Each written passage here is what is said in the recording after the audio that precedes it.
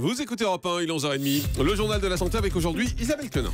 Et avec au sommaire, la France en manque d'anesthésistes. Notre corps serait programmé pour être paresseux. Et puis acheter ses médicaments sur Internet, gain de temps mais prise de risque. Et on commence donc avec la France qui serait en manque d'anesthésistes. Il y a actuellement 529 postes d'anesthésistes à pourvoir pour les hôpitaux concernés. Une seule solution, faire appel massivement à des intérimaires, une mesure d'urgence et qui financièrement coûte très cher.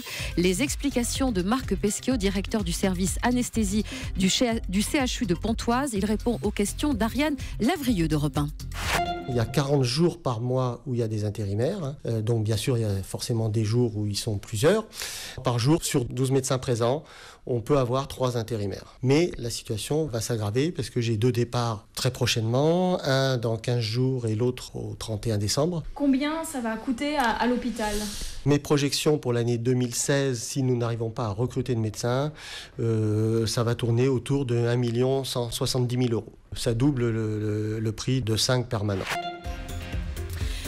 Notre corps qui serait programmé pour être paresseux, c'est une étude qui nous vient du Canada et qui est publiée dans la revue scientifique Biology Current et qui démontre que ce serait notre inconscient, Jean-Marc, qui nous dicterait notre paresse.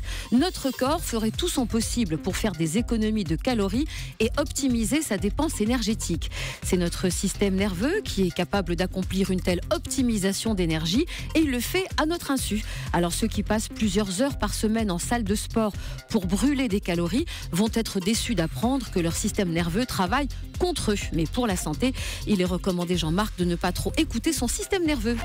Acheter ses médicaments sur Internet, attention aux contrefaçons. Et oui, c'est futé, c'est moins cher, mais ce n'est pas sans risque. Cela concerne les médicaments délivrés sans ordonnance. Alors si vous décidez de passer commande sur Internet, vérifiez bien que le site choisi correspond à l'une des 300 officines reconnues et recensées par le ministère de la Santé et l'Ordre des pharmaciens.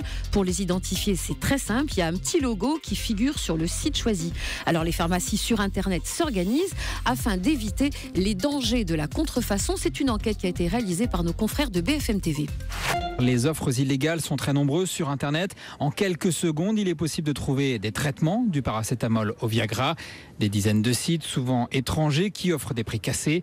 Seul problème, derrière les offres alléchantes, impossible d'être sûr de ce qui se trouve dans les boîtes. Ça peut être effectivement du lactose, c'est-à-dire du placebo, auquel cas c'est le mieux qui peut vous arriver, mais on a déjà vu des produits irritants, on a déjà vu des contrefaçons qui peuvent être dangereuses. Un risque sanitaire doublé d'un risque judiciaire en cas de saisie par les douanes. Des médicaments importés illégalement peuvent vous mener devant la justice. Ronger ses ongles, une sale manie qui ne serait pas sans risque. Oui, parce que déjà c'est moche, mais en plus c'est une manie qui n'est pas sans conséquences sur notre santé.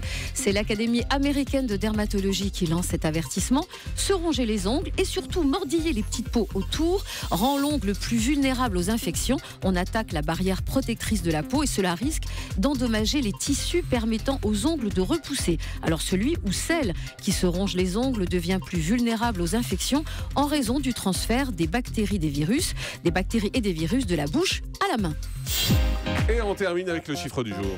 12. Cela fait 12 ans que Dave Whitlock, ingénieur en chimie, diplômé du prestigieux Institut de technologie de Boston, n'a pas pris une douche ni un bain. Il se lave uniquement grâce à un spray qu'il a élaboré, un spray à base de bactéries, nom du produit Mother Dirt, en français mère saleté ou maman crade. Il suffit de s'asperger 2 fois par jour et on se sent tout propre, c'est du moins ce qu'il dit. Le spray coûte $49, soit 43 €. Je ne sais pas, 12 ans et pas une douche. Je me demande s'il a une petite copine. Ouais, effectivement, sans doute pas. Merci beaucoup Isabelle Quenin.